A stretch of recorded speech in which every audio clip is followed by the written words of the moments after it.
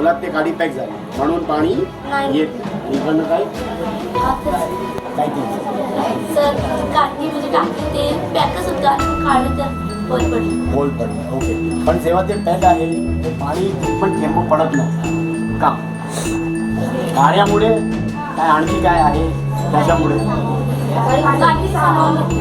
काठी ते सामावून घेते बरोबर. आणखी काय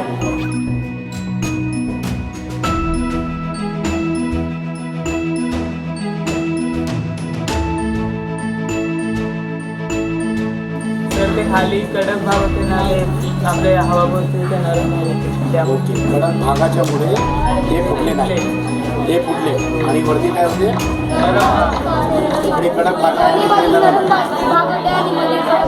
म्हणून तुमच्या मित्रांनी